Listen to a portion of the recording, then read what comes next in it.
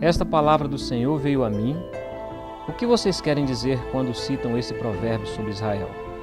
Os pais comem uvas verdes, e os dentes dos filhos se embotam. Juro pela minha vida, palavra do soberano, o Senhor, que vocês não citarão mais esse provérbio em Israel, pois todos me pertencem, tanto o pai como o filho me pertencem. Aquele que pecar é que morrerá. Bom, nessas próximas 4 conferências nós vamos estar conversando acerca do relacionamento dos pais afetando direto a criação de seus filhos. Tem se falado muito acerca de maldição hereditária, falaram-se muito sobre isso, mas eu gostaria de compartilhar com vocês nessa conferência acerca dos problemas relacionados com os filhos que foram afetados diretamente pelo mau relacionamento dos pais. E quero conversar muito sobre os conflitos das figuras, figura masculina, figura feminina, os seus papéis, suas funções dentro da relação marido e mulher, na educação dos filhos, o quanto isso afeta, o quanto isso ajuda ou atrapalha no crescimento, na maturidade, no desenvolvimento, na moral, na personalidade do seu filho. Há ausências, como por exemplo ausências físicas, ausências emocionais, ausências de perdão. Há uma série de ausências que têm prejudicado o relacionamento dos seus filhos. E nessa série de conferências nós vamos estar conversando sobre essas coisas.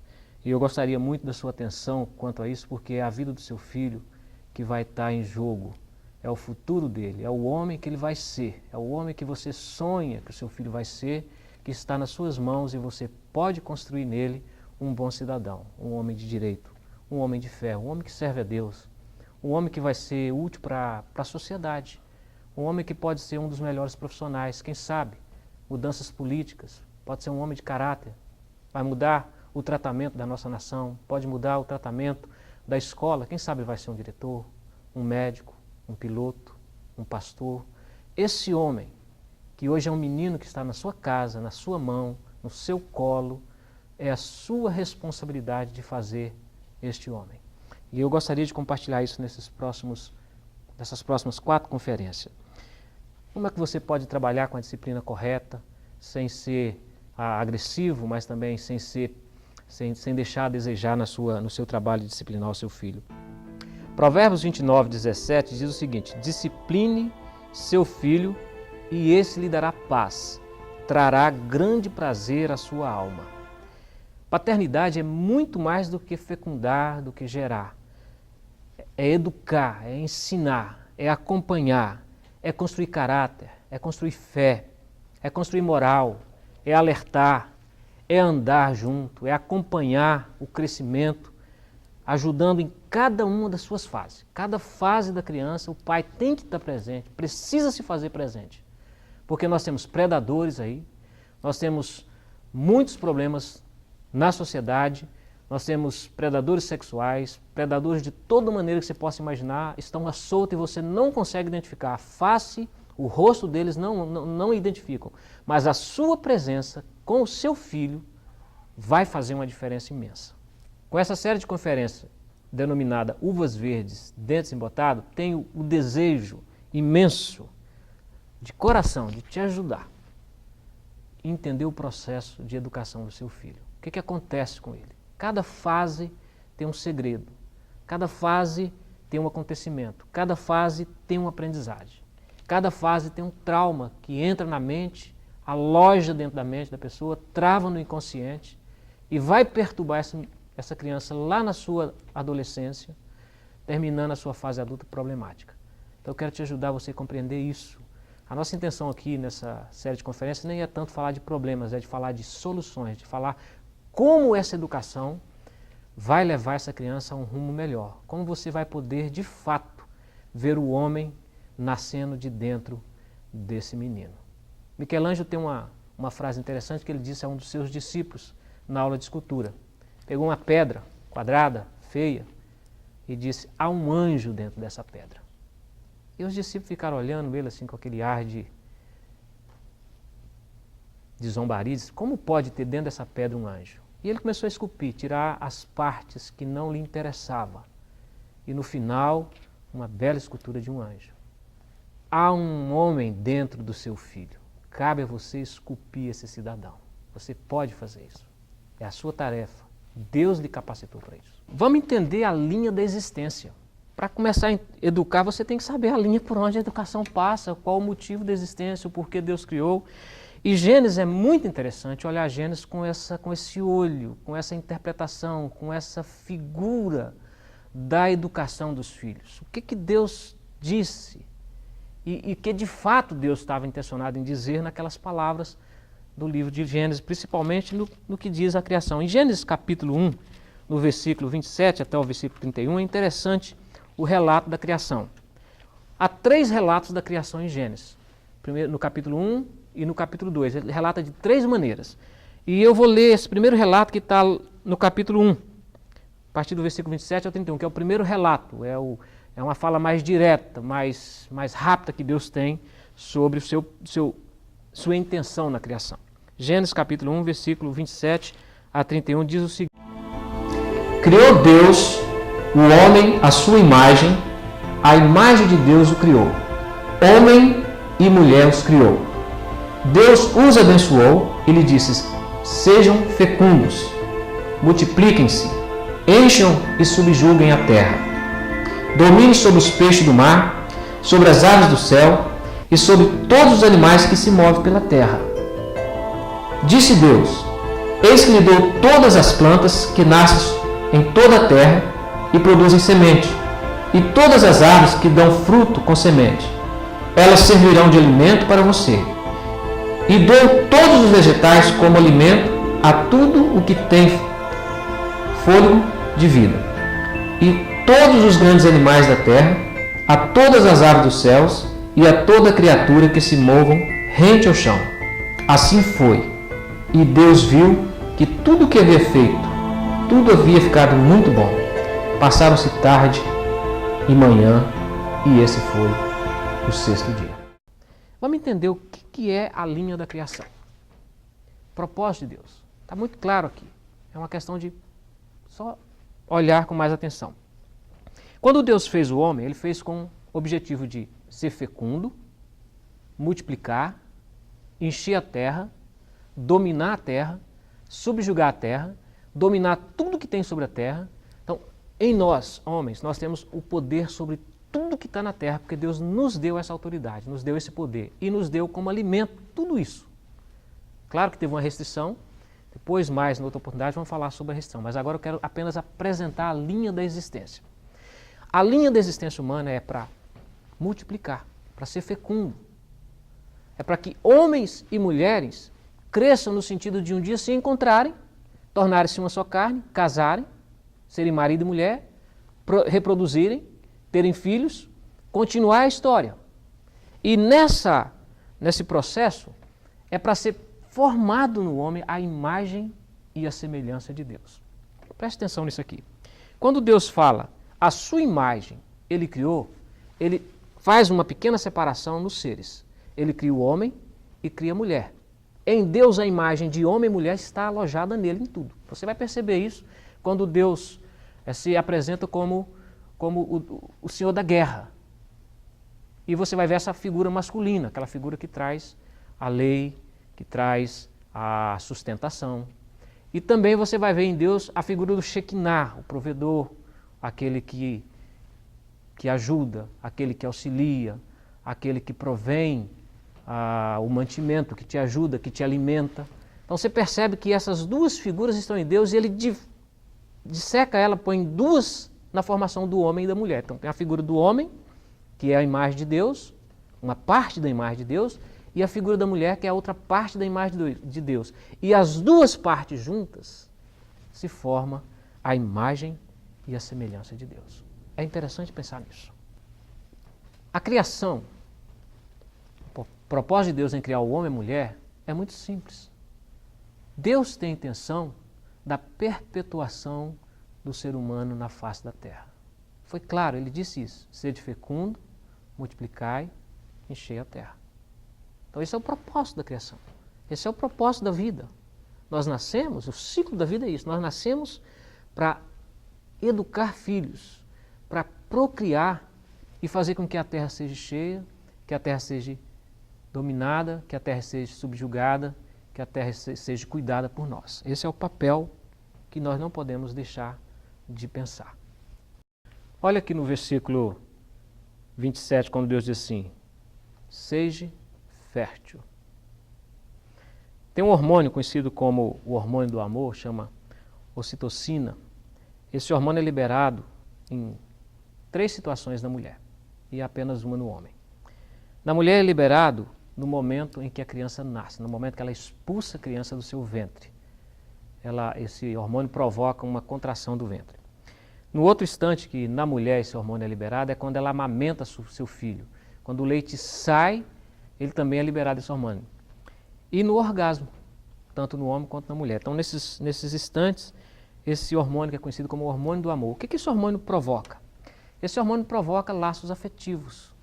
Esse hormônio provoca a aproximação, faz com que o casal se sinta mais ligado um ao outro. É o hormônio considerado como o hormônio da fidelidade. É interessante olhar isso. Uma das maiores cientistas nessa área da Universidade de Illinois, o nome dela é Sue Carter, ela chegou a essa descoberta e disse que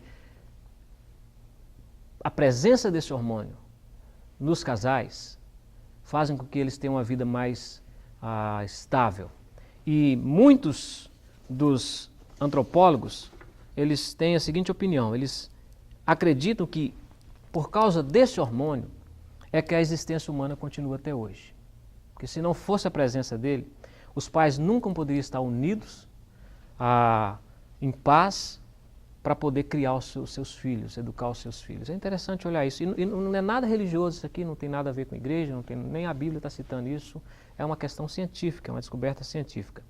E a razão pela qual Deus fez na estrutura do casal e na sua intimidade a liberação desse hormônio para que haja essa afetividade, é porque os filhotes humanos são muito sensíveis, são muito dependentes. Eles dependem de mais tempo perto dos pais, têm necessidade de mais afeto, têm necessidade de mais cuidado para o processo de maturação cumprir na sua vida, para que ele possa, sim, cumprir seu desígnio de dominar, subjugar a terra e os seus habitantes. O ser humano é um dependente de uma relação interessante. Ele é dependente de uma relação monogâmica por causa da sua carência afetiva. Ele é dependente de uma relação monogâmica por causa também da sua da dependência dos seus descendentes, dos seus filhos. E também a gente percebe claramente, e dá para ver isso, a Bíblia fala o tempo todo, e acompanhando as pessoas, aconselhando casais, aconselhando pais, a gente percebe que há uma necessidade de entender que nós somos de estrutura monárquica, a gente tem uma hierarquia, a gente precisa disso.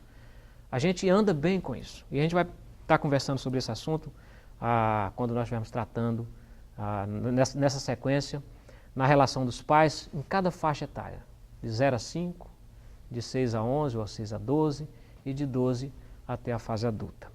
Então, nós somos seres monogâmicos e nós somos seres hierárquicos. Como a gente já vinha falando, a nossa estrutura monogâmica e hierárquica ou monárquica pede a identificação das figuras, a figura macho e a figura fêmea. A figura macho, ela tem como papel a lei, o paradigma da família, a firmeza, a sustentação, o ponto de equilíbrio, o raciocínio. A figura feminina tem um papel muito importante, ela é a parte flexível da criação. Ela é a parte mais educadora, ela está mais presente, mais em casa. Ela que vai organizar essa lei da casa. Ela que vai introduzir a lei aos filhos, ela que vai apresentar o pai. Ela também tem um papel muito importante, que faz com que, na maturidade, a criança vai se libertando da sua casa. Por isso que a Bíblia diz assim, deixa pai e mãe, une-se à sua mulher. Quando a gente pensa nesse texto, quando a gente olha para esse texto, é normal, é natural. A igreja sempre está pensando que quando a pessoa chega aos 18 anos, ou quando casa, ou quando ganha maioridade, ou quando acontece uma perda. Mas a maturidade, ela começa desde o 0 ano. E deixar pai e mãe é um processo, não é um evento, não é um instante, não é o casamento, é um processo. E esse processo dura aproximadamente 25 anos, que é o processo de amadurecimento que nós temos, que vai de 0 a 25 anos, que é considerado a adolescência. E a mãe tem esse papel. Ela começa já expulsando. No parto, ela toca o filho daquela loja, daquele lugar, daquele ambiente. Ela já expulsa ele, ela bota ele para fora, porque ele já está maduro, ele já tem maturidade para viver fora do útero. Então esse é um papel feminino, um papel da mãe, é um papel muito importante e interessante a mãe estar entendendo isso.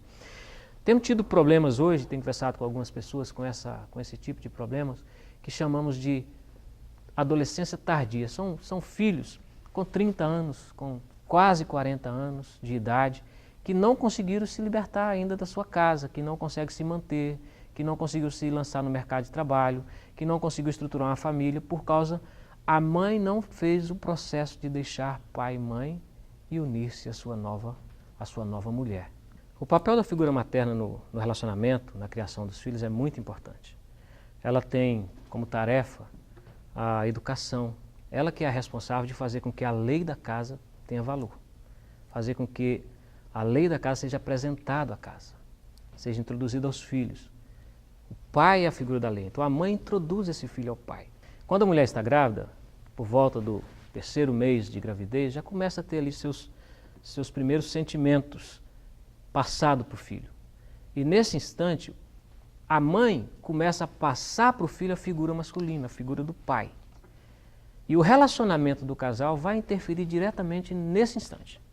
É nesse momento que muitos dos traumas ligados à sexualidade estão sendo formados. Nesse instante aí começam os transtornos da sexualidade por causa de uma relação mal resolvida entre os pais, de não compreender o seu papel de macho e de fêmea, de não terem se ajustado no casamento. E esse desajuste no casamento, esse problema entre marido e mulher, essas confusões que nós chamamos de famílias disfuncionais, vai interferir diretamente na formação desse novo ser. E nesse instante aí, nesse momento da gestação, muitas vezes a relação pai e mãe é responsável, ou a maioria das vezes é responsável pela má formação da sexualidade do novo ser que está surgindo. A mãe tem esse papel. A mãe representa a flexibilidade, o mantimento, a sensibilidade, a parte emocional da casa está muito mais ligada com a figura feminina do que com a figura masculina. Porque é ela que tem a responsabilidade de estar não só introduzindo toda a lei, todos os personagens, toda a estrutura da vida, está introduzindo também todo o elemento externo para a vida do filho. Não só, além disso, a mãe tem esse papel, mas assim também como ela tem o papel de trazer para o filho todas as informações de fora, a figura do pai, a figura da lei, o mundo em sua volta, à medida que ele vai ganhando espaço, ela tem esse papel de apresentar isso para ele, mas ela também tem o mesmo papel de expulsar esse filho da casa. É ela quem vai tocar o filho da casa, é ela que vai fazer valer o texto onde diz, deixa pai e mãe e une-se à sua mulher.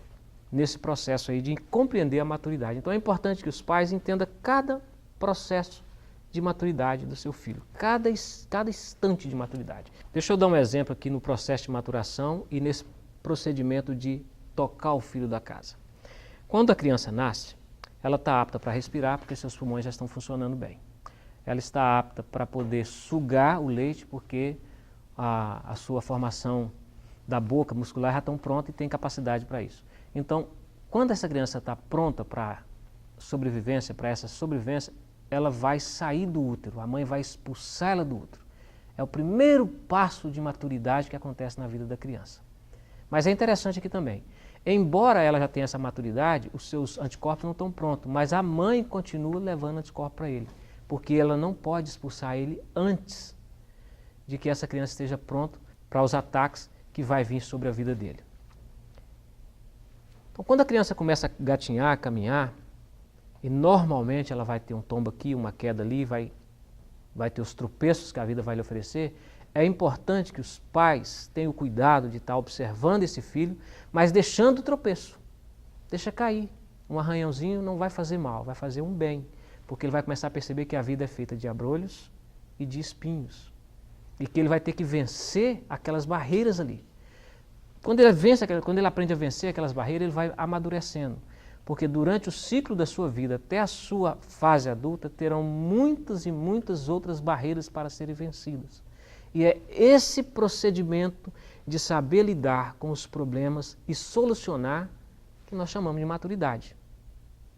E esse é o papel que os pais precisam entender isso. Eu estou falando bem eu estou sendo bem criterioso aqui nessas informações, porque lá na frente, quando nós estivermos falando em cada uma das etapas, vai fazer diferença você entender isso. Entender que a maturidade, ela tem um processo e não um instante. Ela acontece ao longo do crescimento e não apenas numa data prevista como 18 anos, 15 anos, o casamento, ou seja lá qual for. E quando Deus fala, deixa pai e mãe, Ele está dizendo aos pais que esse processo tem que acontecer na vida dos filhos. Porque se esse processo vai naturalmente acontecendo, quando ele chegar à idade de casar ou de começar a seguir a história, a vida, construir sua família, depositar nos seus filhos toda a sua história, toda a sua imagem, a semelhança que foi adquirida dos pais, que indo atrás, nos ancestrais, vai chegar a imagem de Deus, porque Deus fez na gente a sua imagem e a sua semelhança. E é esse o propósito de Deus quando Ele disse, deixa pai e mãe, une-se à sua mulher. Nós, como pais, temos que estar atentos a isso. Precisamos deixar o processo acontecer na vida dos nossos filhos. É muito comum muitos pais, quando vê os filhos terem atritos, ou as crianças terem atrito, tentar interferir nos atritos. Caso o atrito não seja tão grave, você vê que eles têm condições de resolver entre eles, é melhor deixar eles se resolverem, porque eles vão aprender a lidar com a situação. E isso é maturidade. Isso é o processo de deixar o filho crescer, deixar o filho amadurecer, deixar o filho tomar a sua vida, assumir a responsabilidade da vida. E em cada faixa etária, ele tem condições, capacidade para ir assumindo parte por parte, até chegar ao ponto de poder assumir-se por completo.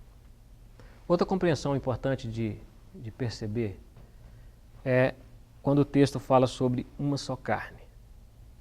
Gênesis capítulo 1, versículo 28, diz, deixa pai e mãe, une-se a sua mulher, e os dois serão uma só carne.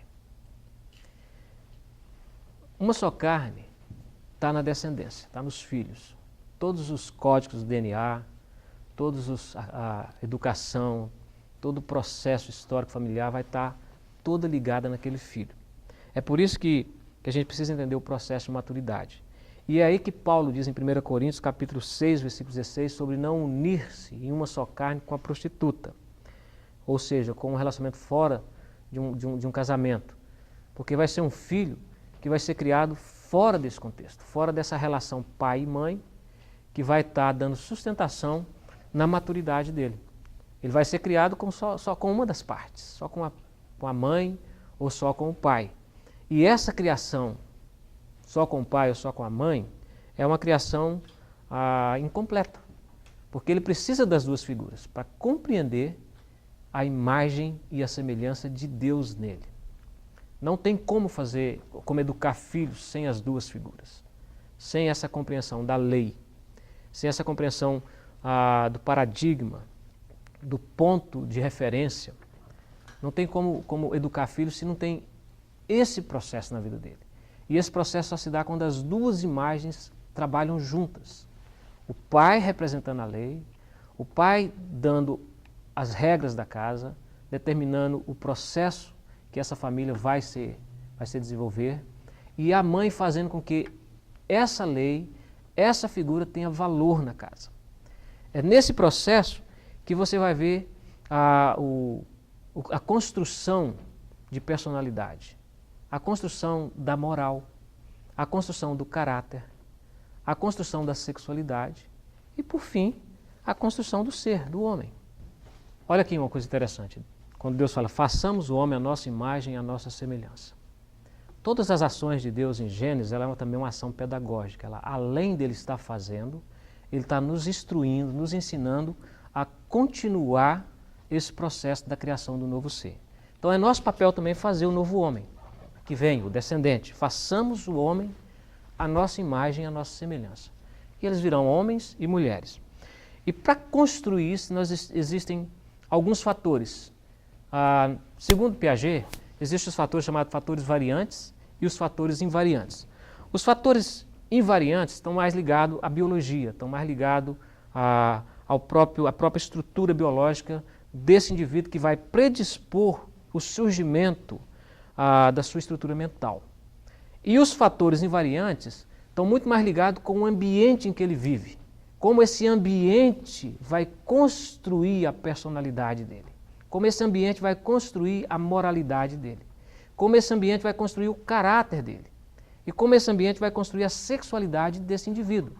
E por fim, como esse ambiente vai construir a sua fé, a sua estrutura de relacionar-se com Deus. Dentro desses fatores variantes, a gente tem um processo, chamado processo de assimilação e o processo de acomodação. Primeiro vem a crise.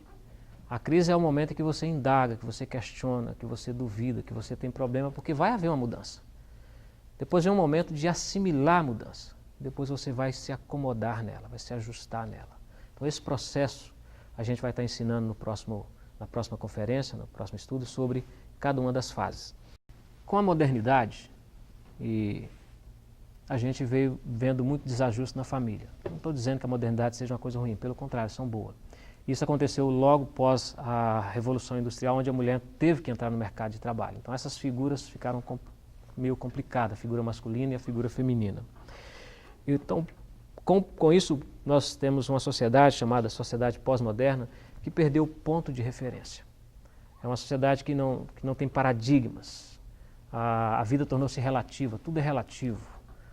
Tudo depende da circunstância, do momento. E Zygmunt Bauman, ele traz um livro chamado Modernidade Líquida, muito interessante, onde ele fala que a sociedade atual ela se molda de acordo o momento. Ele usa o termo líquido, porque o líquido depende do vasilhame, se ele é quadrado, se ele é redondo, se ele é comprido, se ele é tubular, seja lá qual for. Ele encaixa dentro daquele molde e se ajusta ali. E a nossa sociedade hoje está fazendo isso. Não importa qual é o molde, então ela se ajusta em todos os moldes. Por isso nós temos muitos problemas, divórcios, casamentos destruídos, famílias disfuncionais, famílias incestuosas, e vai por aí uma série de problemas por causa dessa falta de padronizar a relação familiar. A relação familiar ela só é completa, só é justificada quando ela está dentro desses papéis, cumprindo o seu papel marido e mulher. Fora desse papel, fora dessa circunstância, ela é uma família desajustada. Os filhos vão ser desajustados, porque eles vão crescer dentro de um ambiente onde eles não têm valores. E se não tem valores bem concebidos, bem estabelecidos, ele vai entrar dentro desse processo que Zygmunt fala, modernidade líquida. Ou ele vai ter um amor líquido, vai ser do momento, do instante. Não vai ser um processo, vai depender do que ele está sentindo. E aí